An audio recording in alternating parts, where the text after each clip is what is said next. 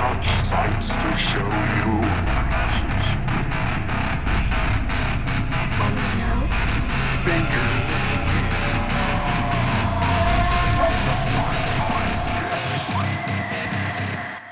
And welcome back to another episode of Daymares podcast. I would do, a very funny introduction, but I'm a bit knackered. I am Aksel Spencer, and I am joined with Adam Lewis. That's a great way to start this, being like, I can't I be think asked for this, actually. I think we're both kind of like just knackered. It's been a busy week. And it's like the time of year when the weather is just constantly shit. It's dark. It's almost Halloween, so at least you got an excuse to listen to us. Although this week's movie, I believe the director has said that it's not horror. Has she said that? Yeah, she said she's gonna like denounce people saying, like not denounce the people, but like kind of like it's not horror. It's more of a like going of age, and I don't remember what all she said, but yeah, it's like it's not horror because it's not scary, which I agree with. But I don't think horror needs to be scary. No, I mean considering there are some pretty brutal scenes. Yeah, and it's it's very fantasy-esque with how it kind of like portrays the whole cannibalism. This is our first cannibal movie, technically. Like, zombies are cannibals, but you don't really... They're all sorts of fucked up. I don't class zombies as humans, though. Yeah, that's the thing. Like, this first real cannibal movie we're doing. What is that film? Yeah, I mean, before we tell, I need to point out that when I was doing the master's thesis, I was like researching what is horror, and there was some guy who like had the main categories of horror that were just kind of like, I was just reading it, kind of like, are these the main categories of horror? The main categories, like I mean, like main genres, like slasher horror, and yeah, okay. But it wasn't slasher. It was basically this like demonic child was one. Cannibals is another one. That's very specific. Like, yeah, we're not talking about like, anything else. Like, we're talking about Demon Child. Yeah, it's like, oh, my favourite Demon Child horror movie. I mean, to be fair, that makes sense considering, like, especially what is it in the 70s and 80s and 90s to an extent. You had like lots of films where it was like, this kid's not right. Yeah, something wrong with this kid. Yeah, and I think that list was made like in the 70s when, of course, Demon Child, cannibal movies were much more prominent than nowadays. Like, they've really kind of died down in the noughties, I feel. But yeah, so that's my short little anecdote about cannibal movies. Adam, what are we talking about? So we are talking about, and we were just debating how to say the director's name. Julia, I can't pronounce that. How did we say we're going to say it? Ducoron.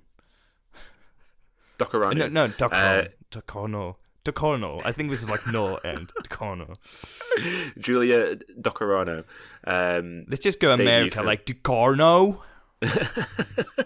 Her debut film, Raw, which came out 5 years ago, it's 2016. Yeah. We're not going to do a clip on this one because it's a French film, and I don't know about you, but I know a bit of French. I can speak a little bit. Pardon, je m'appelle François. Croissant. I was waiting for it to get slightly xenophobic. I'm just sharing their love for croissants. I can't. Yeah, French is not my language. No, and I don't think we're at a point where we've got many French listeners either. So yeah. Turns out after this episode, we find out we have a massive audience in France. Why did you show no clip? That was not a French accent. I mean, I can't do a French accent. I can do a French laugh.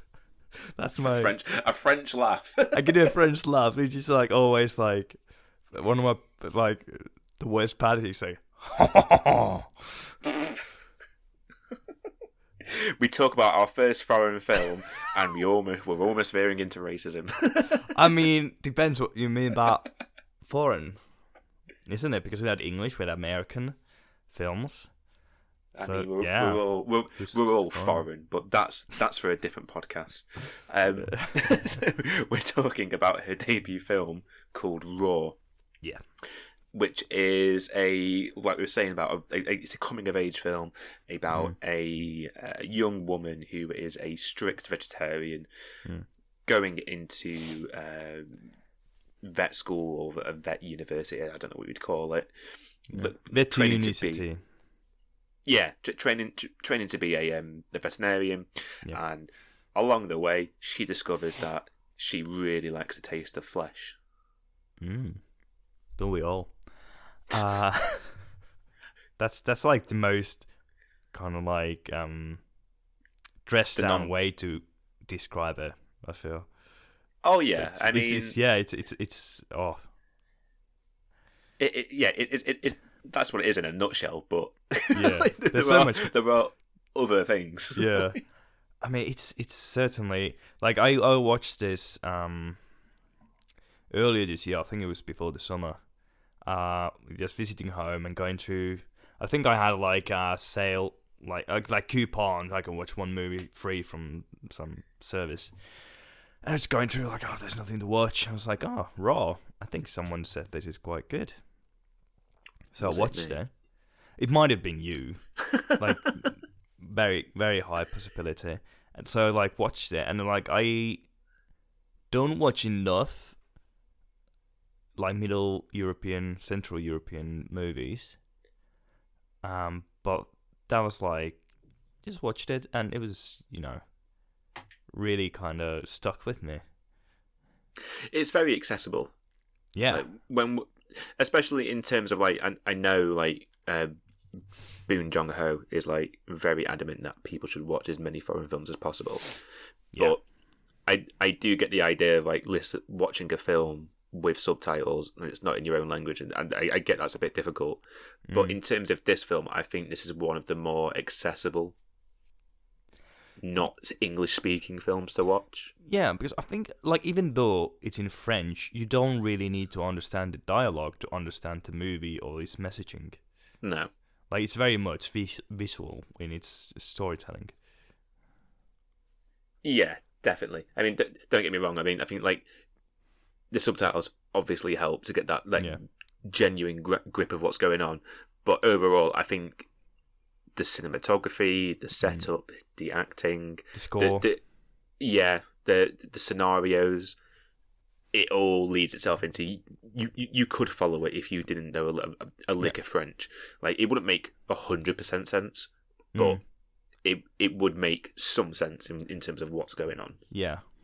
But it's just there's like so much kind of like going on, like not as in like explosions, action, romance, but it's just everything kind of blends together perfectly with the main character being from a family of veterinarians who are also vegetarians. Are they vets as well? Yeah, I think I read one of the interviews. It says like they're all vets. Of course, her sister goes to the same school where our main character is going, and I think the parents are as well. But it still like makes so much sense with what the whole idea and theme, like what's going on in a movie. Yeah. So I think it's not really a spoiler if you talk about that, the main character, like you said, gets a bit of craving for flesh. It's not just, for venison or anything. It kind of goes through this hazing ritual, which I've heard, anyway, in veterinarian schools are pretty excessive. Yeah. I mean, I didn't go to uni, but I know quite a lot of people who did, and some of the things that went on like during their first week is morally abandoned, shall we say? Yeah, like when I went to uni, we didn't really have hazing. I was in like arts, and then there were the lawyers. They had it much worse. Like we had the same kind of freshman event where you'd go to a task. We had kind of something like just pretend to be birds and we film a video of someone going to playing David Attenborough, and at the same time the law students were running naked, putting clothes on the ground, and just like I was like, cool. I won't go into the ones I've heard. Like they can get so much worse. There's one, like I'll go into one briefly, and I won't go into as much detail as I was given. I can't remember like what kind of like subject it was, but what happened was in they got all these groups of girls, said to them, right, okay, you've got to strip naked, got them on a chair, showed them some lesbian porn, and essentially they were trying to weed out the lesbians, and he put like a bit of paper underneath like on the chair they were sat on. Jesus, that's pretty vile. Yeah, that's like hazing is so fucked up, and I think that's like part of like where the kind of horror stems from. It's not like the supernatural. It's not necessarily just the cannibalism, but it's that kind of like going to uni and that uni environment at its worst, where it's it's that hazing, which is fucking childish and stupid.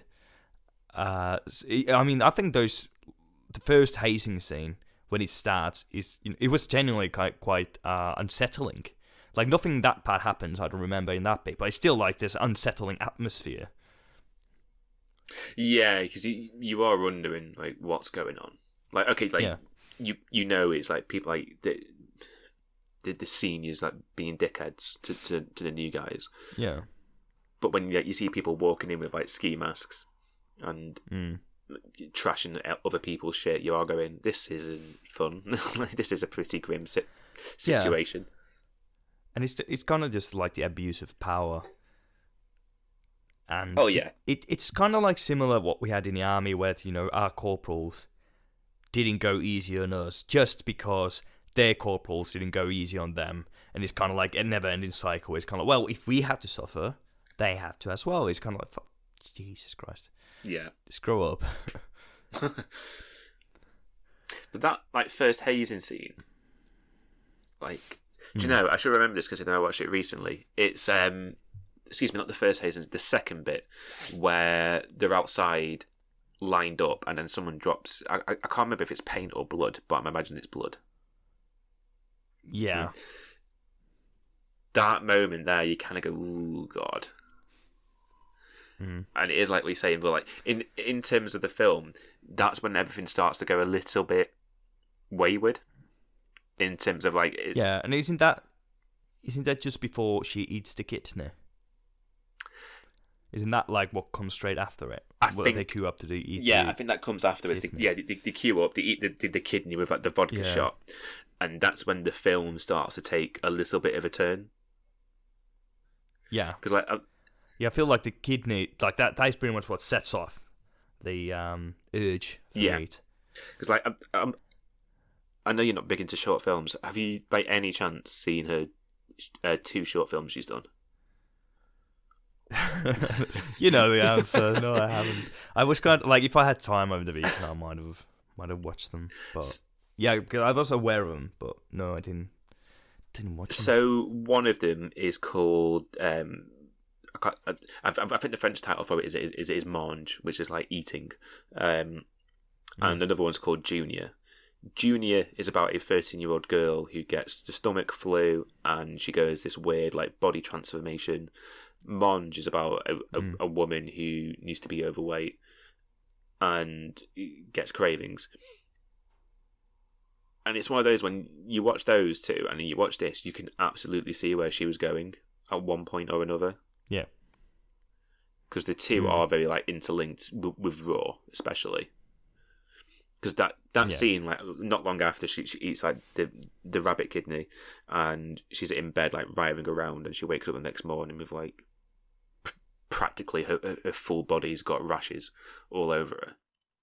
There's not too much difference between her two short films in that sense. Yeah, I've heard that like pretty kind of like there's connection. Yeah, kind of. And go on.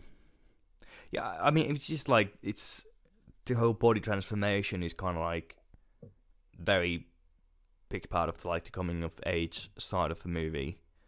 You know, I think the main character is like 16, and then there's just all that changes happening, and then still blood, menstrual kind of blood raining down from above, and it's just I think there's very much that whole immaturity kind of connects to the whole coming of age themes, even though that's something you experience a bit earlier than at 16. But well, it's interesting you say about like menstrual blood. Like I can't remember if I'm making this up, because I can remember when I first watched it, I saw like some people talk, like as I normally do when I watch a film, I go away and read some stuff about it just to see what other people think and what other people got from it. I saw one thing saying that it was a film about periods. Yeah, I mean, if someone asks like, "Oh, you went to see Raw? Like, what was it about?" That's not what I'd come up with. It's interesting because you say like menstrual blood. It's like, okay, is this a thing I've missed then? Yeah, like I think it's just because of the coming of age theme. Body changing. Going through changes, turning from a vegetarian to cannibal. The standard uni life. Yeah, and so I think that's like the overall kind of theme, as Julia Ducournau has said. It's a coming of age movie, so it's not strictly. I wouldn't say it's strictly about periods. No, I wouldn't either. But it's kind of like that is part of like coming of age. Yeah, definitely. I mean, the whole reason why this is more of a coming of age film is because it's about a young woman discovering something about herself that she didn't know. Yeah, and it's done in such a it's kind of brilliant way how she ties into the horror aspect of it with the whole cannibalism, which is kind of so left field in this otherwise it's a very grounded film. There's not really fantasy. Oh no, in it. There's not one moment where you're going, this is a bit of a stretch. Yeah, it's all very grounded, all very realism, but she turns into a cannibal because she eats meat. And we're probably gonna go talk a bit more about it later on, how that is kind of like a fantasy element, but not strictly. But that is a bit spoilerish, so I guess we're gonna hold on for a little bit. Should we just go straight into it? It's a 5-year-old film. Yeah, but it's a French film, so it's. I mean, we can go yeah. I mean, if you haven't seen Raw, I highly recommend it. It's very good. It's not scary. No. Even though apparently some people have passed out in a cinema when it came out, which the director herself has said, why? like people said it's the most gruesome film. It's the scariest film ever made. It's and she goes have you seen Cannibal Holocaust? Fucking hell. It's nowhere near. There are iffy bits for sure. There are parts I guess kind of oh yeah, but, I mean, and the first thing that I'll talk about in a minute nearly had me throwing up when I was watching it.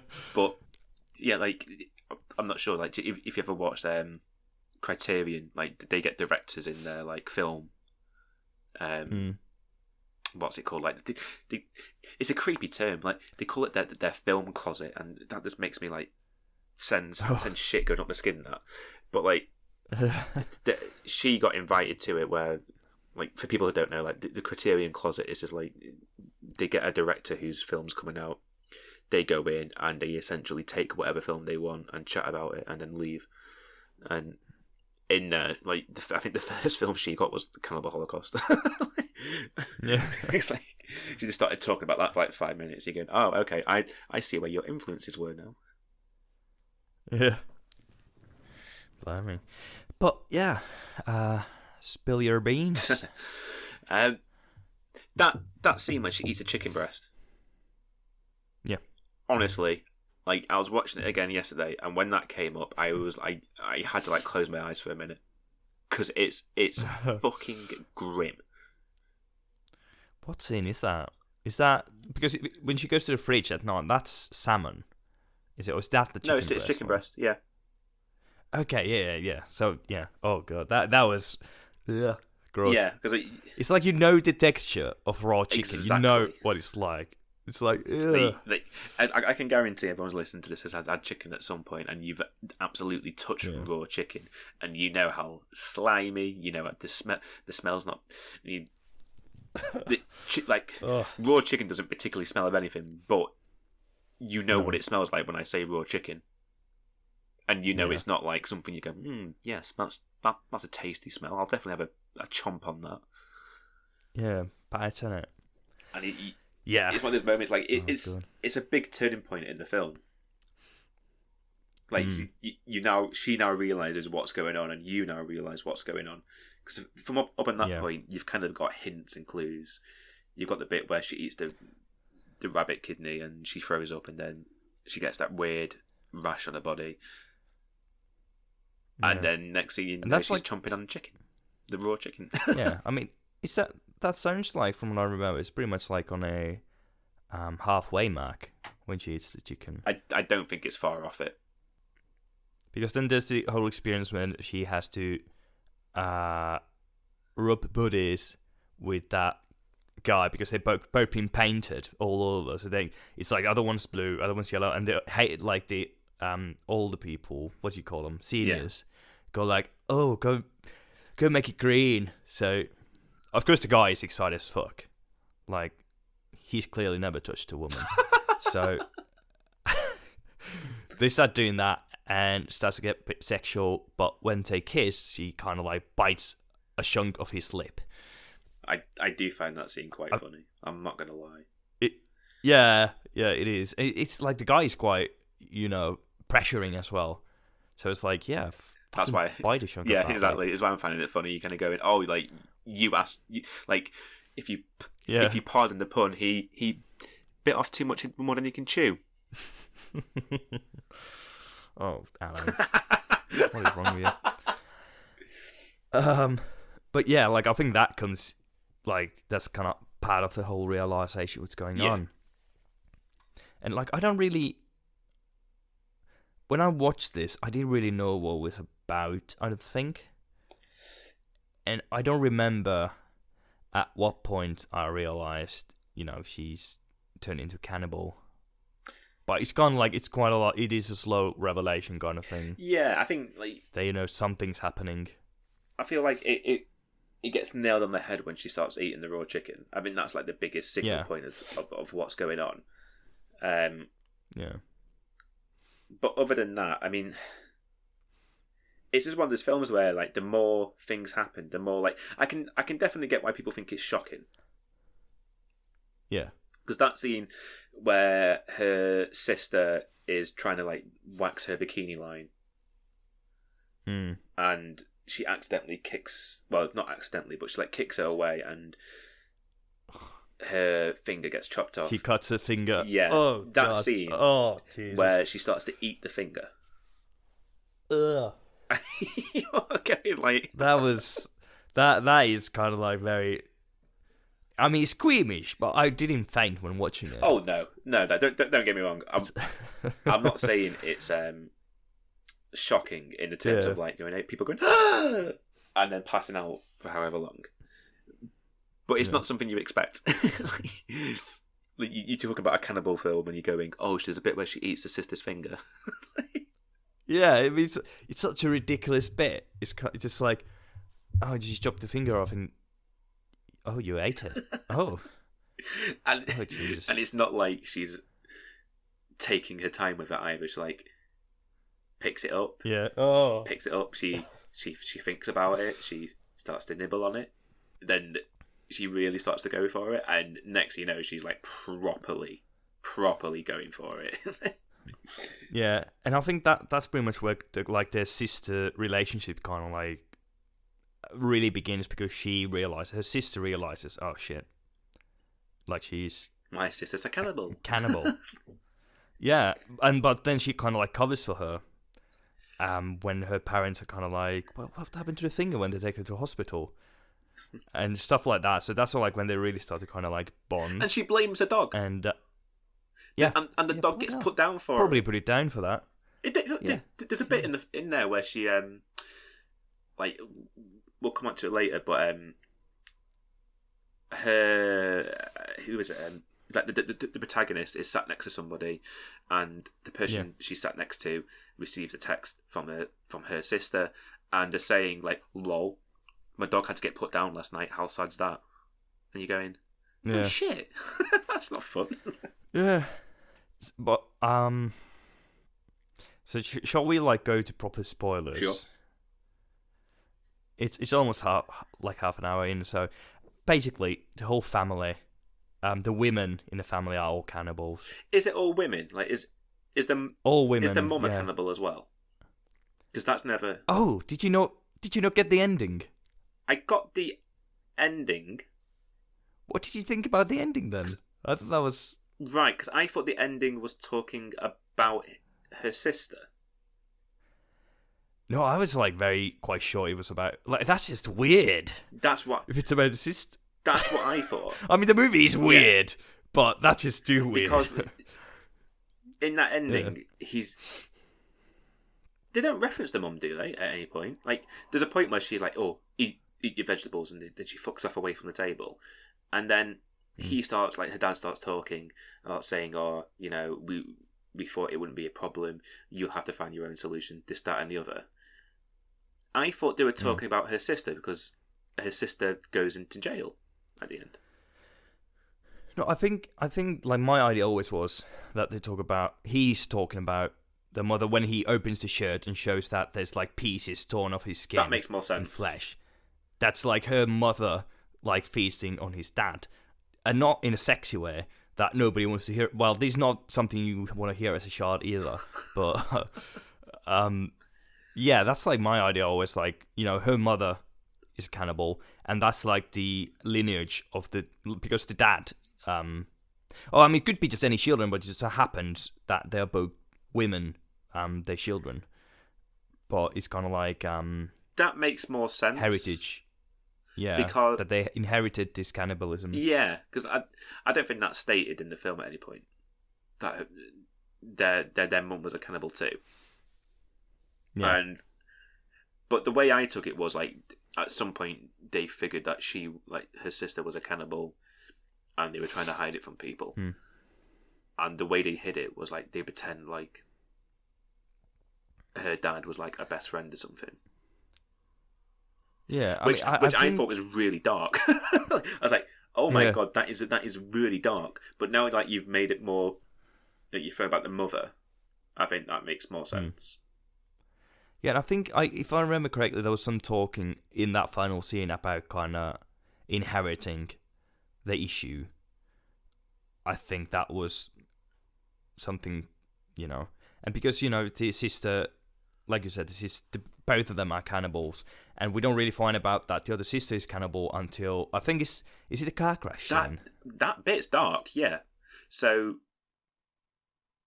after like the whole scene with her finger, she back at uni, her sister goes, right, okay, come on, I'm going to show you something. And it takes to this stretch of road that you see at the start of the film. And they hide away, and when a car comes, they jump out in front of it, so the car crashes. And then, assuming the people are, well, they're either dead or semi-conscious. And that's how she gets her kick. That's how she feeds her cannibalism. By making people crash and then just eating their bodies. And that moment is brutal. It's dark as fuck. Yeah. It really is. And like, of course, like throughout this whole thing, there's also the main characters. I think it was Juliet. What's her name? Justine. Just gonna double check. Justine. Yeah. Justine kind of has a roommate a male roommate, but he's fine because he's gay. Kinda. I mean, they do have sex, which is the least gay thing you can literally do. But yeah, they kind of build up a romance throughout the film. Very, of course, very kind of problematic because the guy's, you know, adamant that he's gay. He doesn't want that, you know. But the Justine is still very interested. And, like, he kind of becomes part of the issue when, like, Justine's sister kind of becomes. I think he becomes like attracted to those. I'm gonna check his name as well. Adrien. Yeah. But like, I think there was like idea she wants to kind of feast on him. Yeah, that's what I got more from it. I never saw it in the film as like she was interested in him romantically. Yeah, no. Like, because there's that like really unsettling scene where he's playing football and she's just on the side looking at him. And at that moment, ogling. Yeah, and it's not like she's looking at him thinking, "God damn, he's hot." It's, "God damn, I want to eat him." And it's like that scene is. It's not. It's just unsettling. Yeah. This like unsettling is pretty much the theme of this movie. There's so many bits that's just kind of like, oh my god. Yeah. What is happening? And that's why I find it weird that she doesn't class it as a horror. Yeah, I mean, that's, the thing, because horror movies are so often kind of like, oh, it's not scary, well, it's not horror. I mean, I think Ducournau has said that as well. Well, it's not horror because it's not scary. John Carpenter said, he likes making horror because it's scary, but it's not, it's not that simple.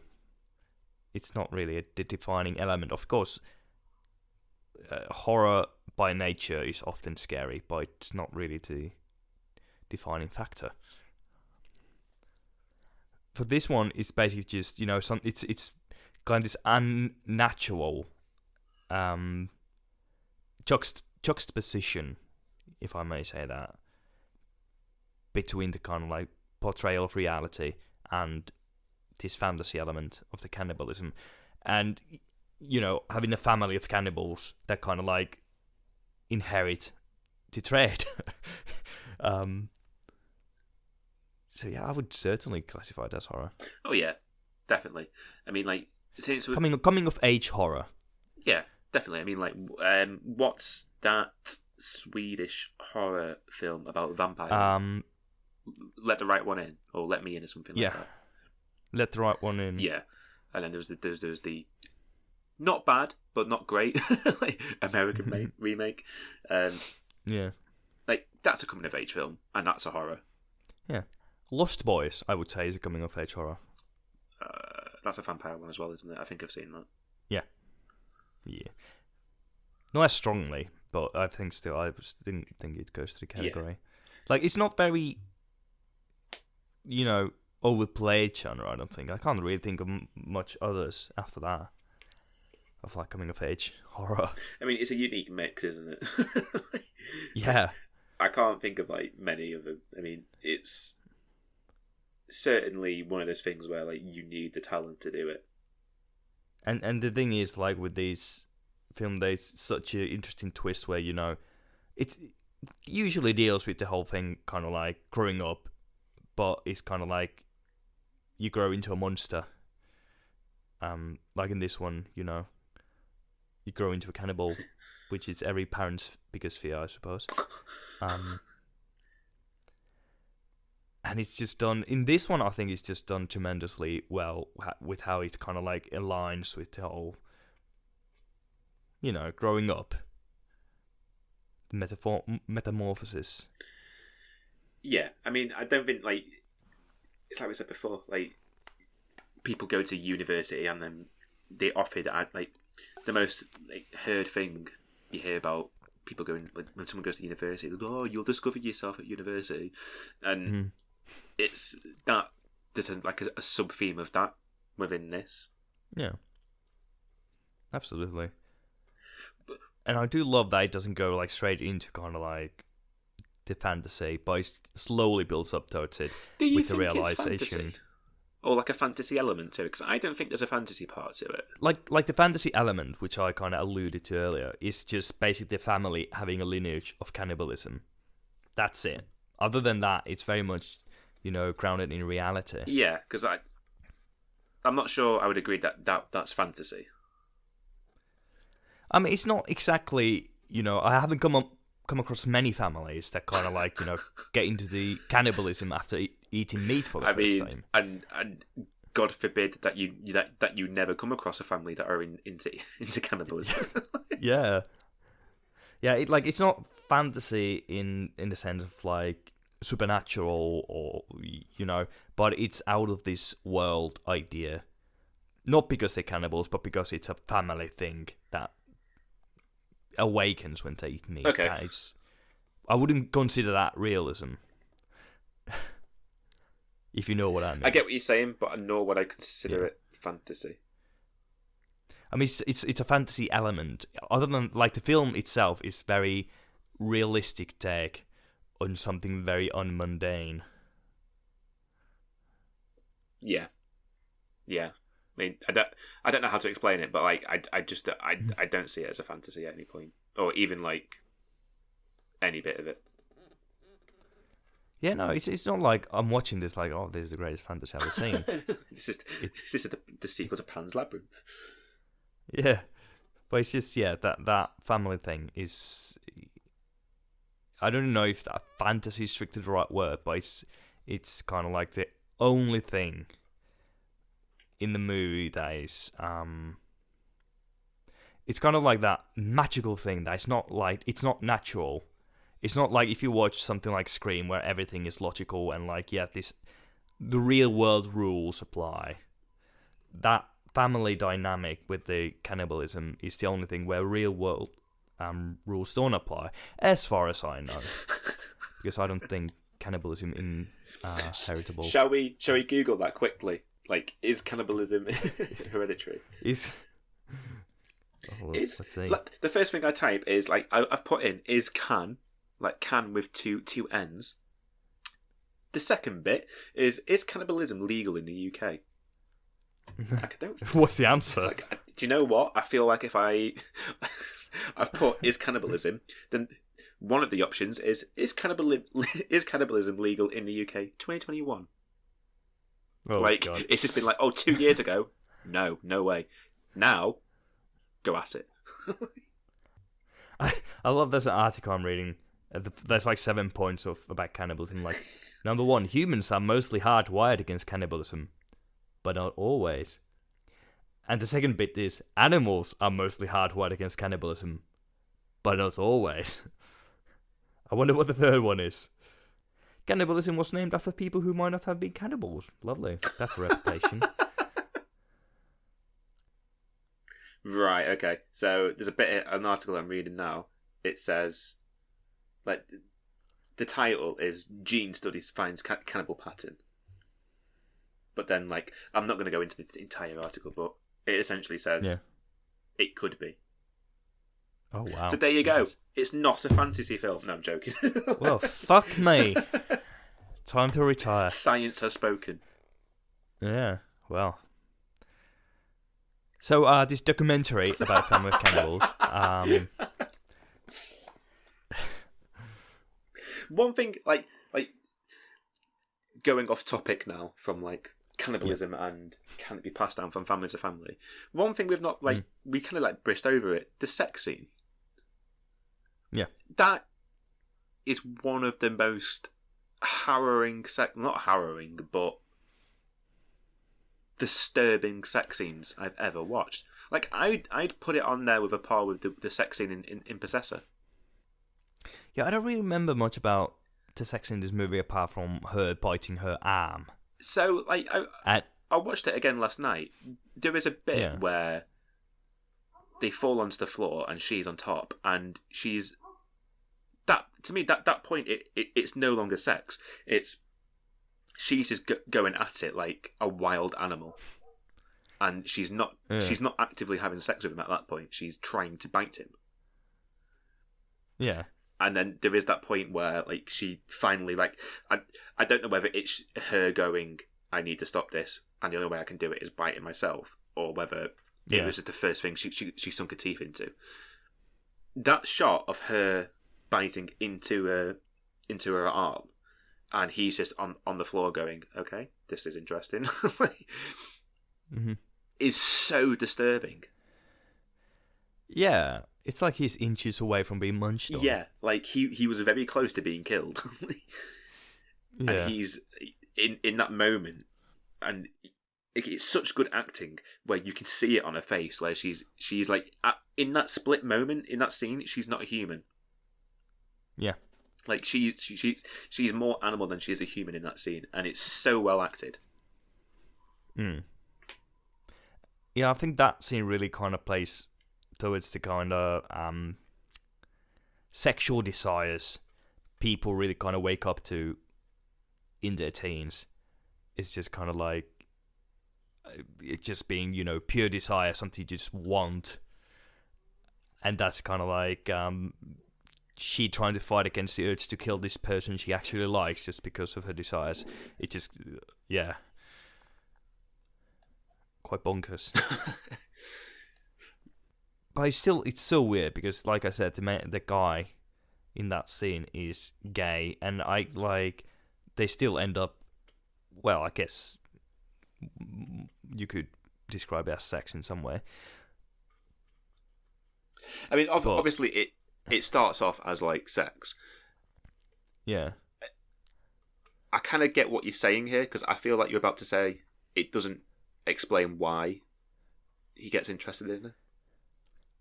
Yeah, I guess it would be kind of like, of course, having people with, at young age especially, with queer identity is not really kind of carved in stone. Like, yes, I know exactly what I am, this is me, but it's like usually at that age of 16, going to uni, you're still kind of like exploring yourself and trying to find who you are.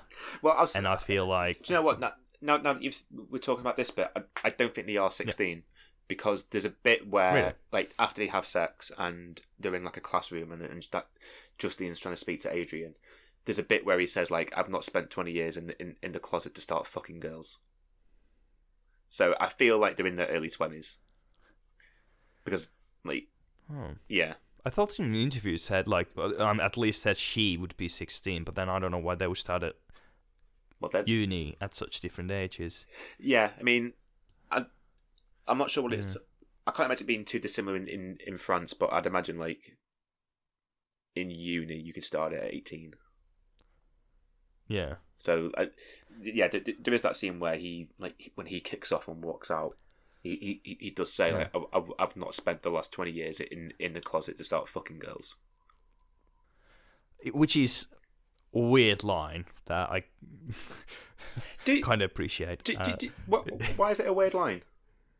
It's just not because it doesn't fit the character or the story. It's just like weird. If you hear someone say that, like, I did spend 20 years in a closet to start fucking girls.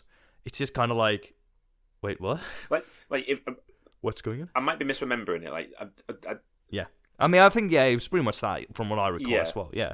Because, like, I know gay people who've had sex with someone they've not been properly attracted to. Of, like, different sex. Yeah, like. Oh, really? One of my best mates, like, at uni, she had sex with a guy, and 2 weeks later she started speaking to me about it, and she was like, I don't know why it happened. It was just one of those things. I just thought, I'll give it a go. I hated it, and I'm not going to do it again. That's what she said. I was like, fair enough. Like, you've learned something about yourself there. I mean, I suppose that's pretty much what's happened here with this. Yeah. Is it Andreas, the character? Adrian. I forgot. Adrian. I should really remember these names. But yeah, that's. I think it makes a very interesting dynamic between the two. Anyway, wait, it's kind of like you have these desires that you're fighting against on both ways for different reasons. Yeah, because like I don't think that the film's like taking the piss at any point with his sexuality. Oh no. And I have to say, like, it's kind of like usually if you watch American films, you can tell if like character has sex, they over 18. Like showing characters under that having sex is pretty much illegal, I think, in the United States. But of course, in Europe, it's a bit different. Especially when it comes to art. Especially France. Yeah.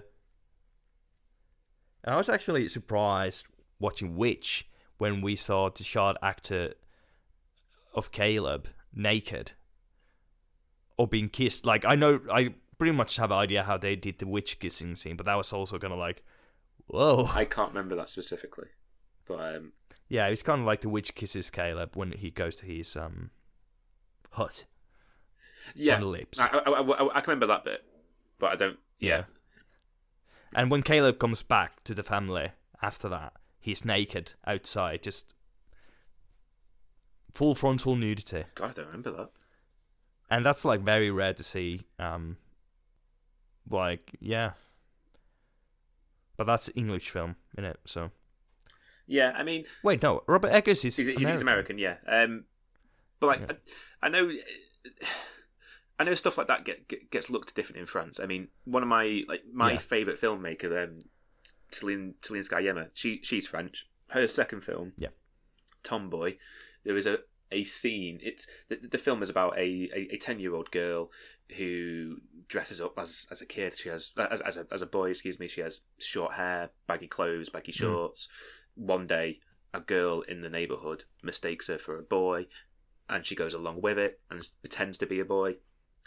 And there is a scene where she's in the bath. You don't see anything at first. She's just in the bath. You can see her head. And then there is a shot of her getting out of the bath naked. And it is one of those moments where you kind of go, that's a 10-year-old girl naked there. Okay. But it's one of those things, like, I think as long... At no point in... As I'm sure in The Witch, as is the case in Tomboy, it's not sexualized. No. So at that point, I kind of go, right, okay. I'm not entirely comfortable with that, but okay. Yeah, which I reckon is the point of, like, idea of the filmmaker, at least in Witch. I don't know really what genre Tomboy is. Is it drama? Coming of age, again, same thing. Yeah. But not less horror, more coming of age. Oh, like, it's absolutely not a horror. Yeah. But yeah, it's that was kind of like interesting in French films. You never really know the age of the character as easily as in usually American films. I think they couldn't remake Skins there fully. I think because of all the nudity. There were like regulations in America. It was like, we can't show teenagers having sex. Blasphemy. They did in the 80s. Yeah. But enough about underage sex and nudity. That is a line I bet you never thought you would say. I feel like we could have moved on from this moment without me saying that. But yeah, this like movie is just full of like, I think, very interesting character dynamics with the main character, her sister, the main character, and the Adrian, and then Adrian and her sister. It's all very, very well acted as well. The actors are absolutely brilliant. Yeah, especially the main character, just evoking hell of emotion throughout the film. Yeah, and like, I can remember listening to an interview with Julia Dockerano. There we go. I think that was the first time we've said it in this without jumping over our words.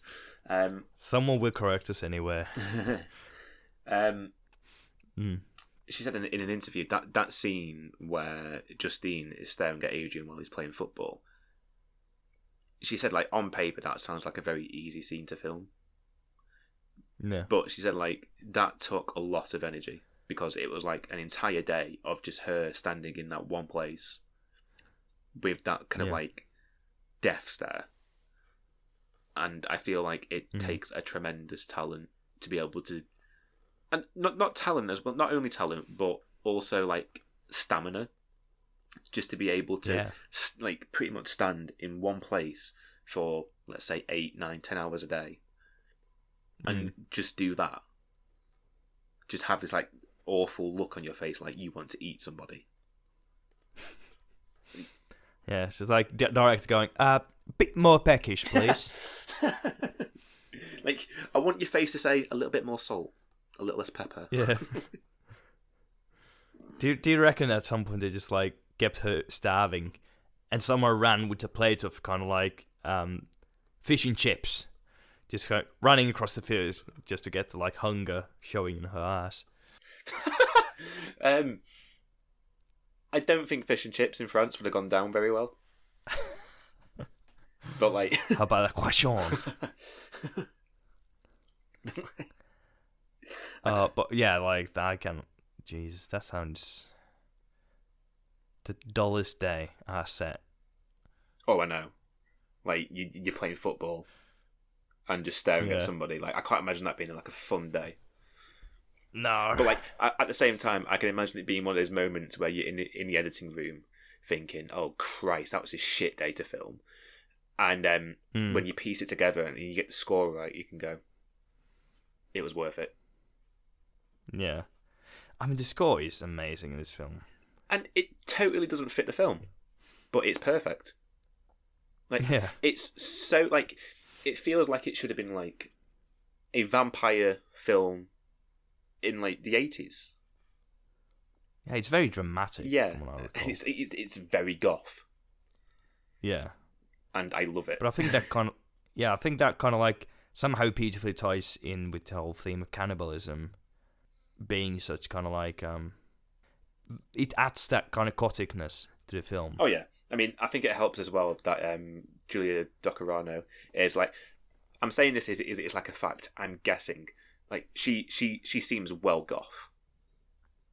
Yeah, like I can remember like watching an interview and she had like a bracelet on that had a pentagram on it, which like is very goth. Yeah.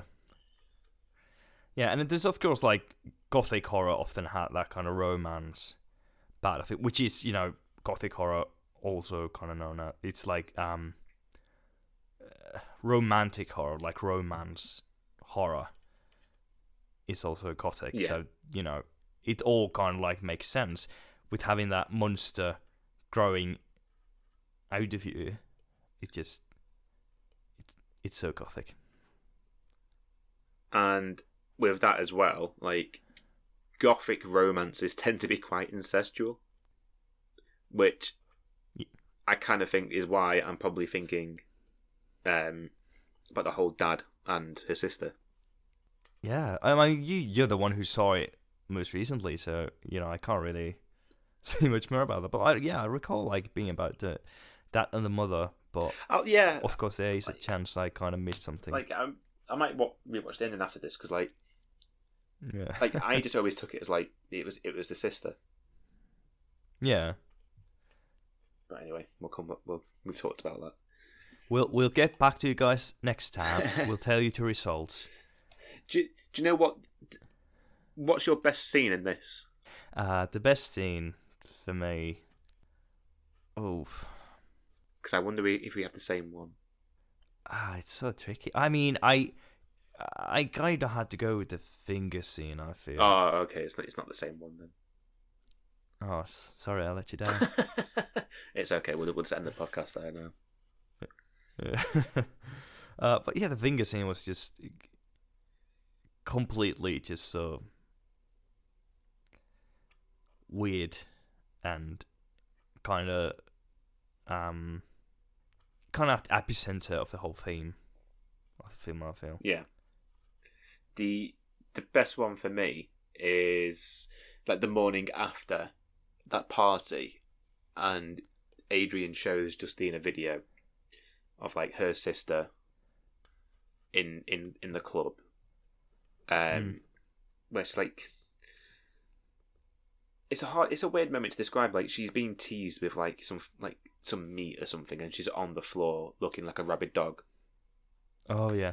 And then she goes to like find her sister, and they start fighting. But given that they're both cannibals, they start biting each other. Yeah. Like that scene to me, and like the moment when they she's biting her sister's arm and her sister's biting her arm. There's a moment where you kind of go, "This is quite sweet," in a very unsettling way, because like brothers fight, sisters fight, siblings fight. That's kind of a known thing. And that moment where they're both biting each other's arm, and you're kind of going, "There's something.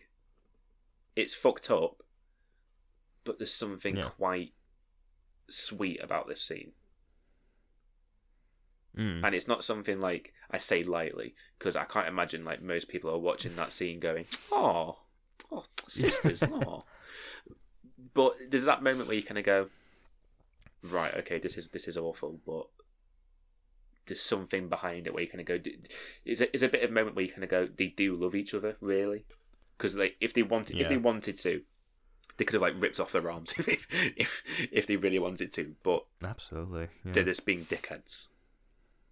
Yeah, it's kind of pickering. Yeah, there's like surprisingly much of that kind of sweetness. It's like in this film, it kind of goes to all extremes with like, oh, this is really fucking weird, and there's like, oh, there's like the scene after where like it goes to the very end, kind of like the end climax where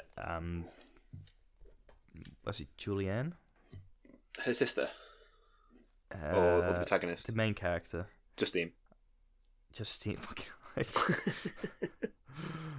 Justine kind of wakes up in bed and Adrian's next to him, sleeping. And it's like all very sweet and kind of like, calm after the storm. And then she slowly starts to realise that someone's had a chomp on Adrian's leg. Or side or something. It's more than a chomp. Yeah. Like basically someone's eaten Adrian alive. And then she kind of realises it was her sister. And then she goes to kind of like wash her and look after her. She's like the way she finds her as well. Like she's sat on the floor playing PS4. Like, great marketing. When Sony was like, "Yeah, we can sponsor you. Just put a PlayStation 4 somewhere." It's like, I have an idea. That scene, like, it's oddly comical. Yeah, it's oddly sweet as well. Oh, like yeah, like the aftermath of it is sweet. Is where she's going, "Oh shit, my sister's in trouble." Yeah. But like there are two. I mean, that scene, like I said, is when she throws the bed cover over, and you see the leg, and you are going, yeah. You start wrenching, and it's just absolutely grim.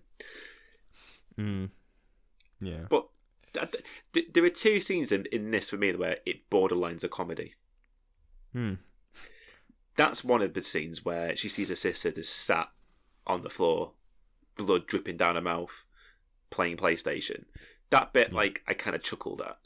And the ending, when you see like her dad unbuttons his shirt and he goes, "I'm sure you'll find a solution, honey." Boom, end credits. The music starts playing. Like, it's such like a weird, jarring moment where it just kind of goes, "Oh, okay, that's the ending." Yeah, there's some really kind of dark humour in this film. But yeah, it's like when you talk about French films, it's probably one of the more easily digestible ones when it comes to style. The subject matter is very out there in execution, but it's very good. And of course, you know, this, I think, I don't think I know Impodo's kind of awakened interest towards Ducournau's work, Julia's work, and you're the lucky one. You get to see Titan next week. I cannot wait for that. Yeah, I'm gonna have to wait for a couple of decades probably before I can see that. Just fly over to England at some point. There you go. Cost you a couple of. Fix your fucking country first. It'll be an well. If I could fix this country, trust me. You wouldn't. Let them suffer. I would just leave. Yeah. Good Barbados. But it would be an expensive cinema trip, I'll tell you that.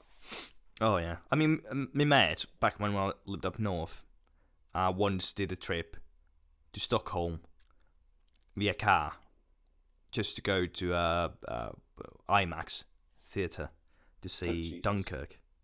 Yeah, and guess what? The audio was so loud that it was distorted. Apparently, so good experience for you. Paid for it. That's well amazing. done. Yeah, it's insane. But yeah, maybe I much more appreciate if I could watch movies in Without having Finland. to travel hundreds of miles. Yeah, to a different country. I mean, I'm yeah, but I'm definitely gonna see Titanium when it comes out. If it comes out. Yeah, we'll see. But yeah, but for now, I recommend everyone watching Raw. With the warnings we've given you, with the kind of like disclaimers, it is really good. Yeah. It kind of deals with the subject very thoughtfully, and it's just yeah. I mean, out of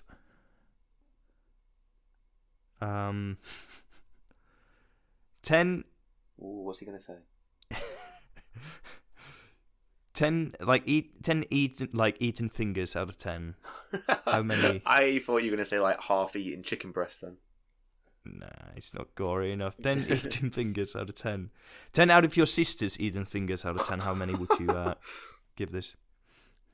9. Mm. I just think it's so well done. Yeah. It flows so smooth. Yeah, it's a film like in an interview she did with Film 4. She made the point is like she could have made this a gore fest. Yeah. If she really wanted it to, it could have been like a bloodbath of a film. Yeah. And I feel like it takes a real talent to recognize that you can go overboard. Mm. And you have to realize, right, okay, I want to make this film, but there's a certain way I have to do it. And it's such a delicate approach to a taboo subject matter that at no point are you watching this thinking it's too much or it's gone overboard.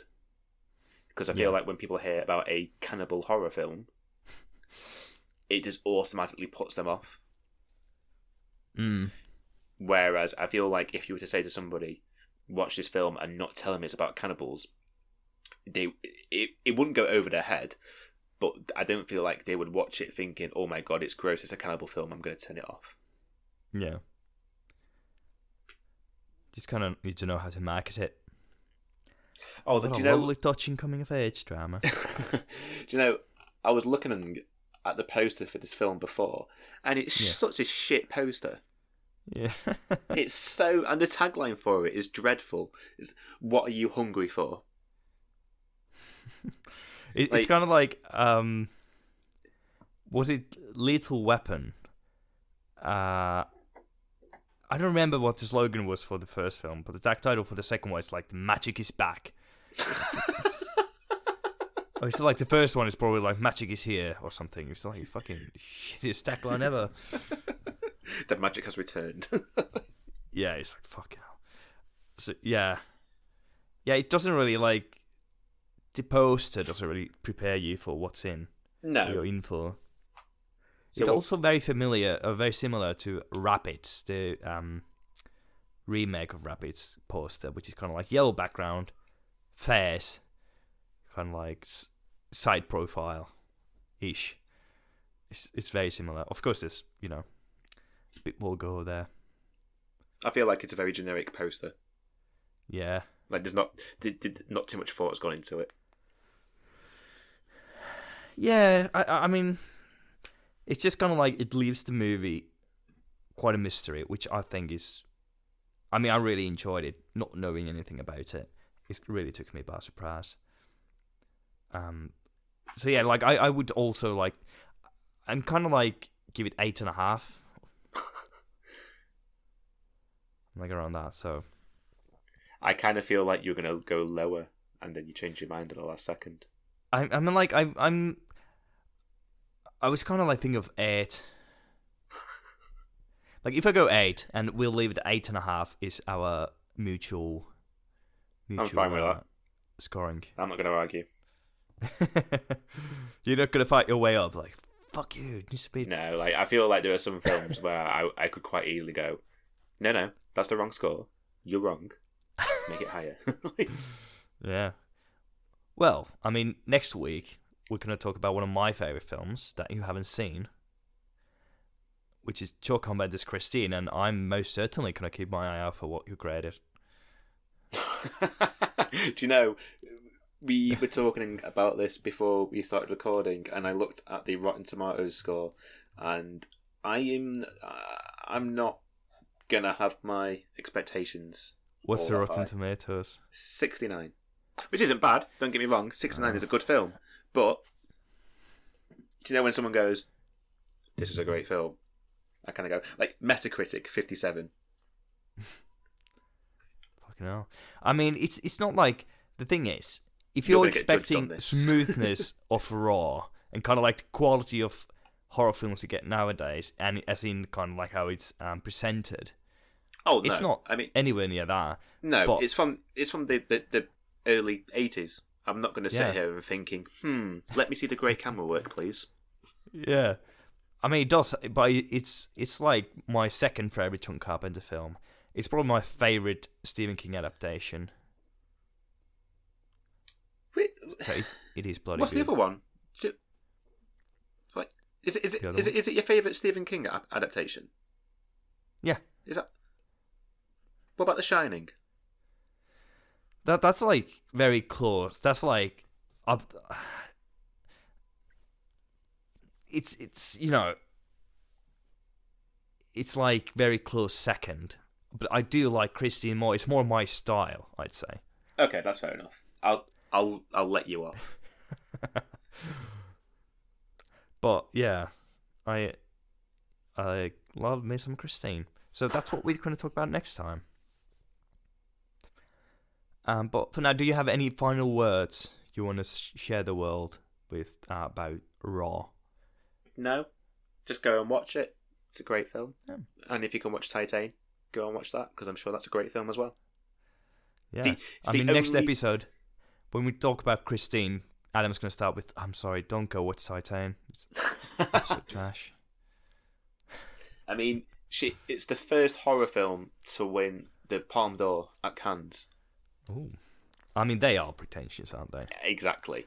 And for a film that is essentially, from what I have gathered, is about a woman who has sex with a car and gives birth to a child, I think it's pretty impressive. Yeah. I mean, go bold or go home. Exactly.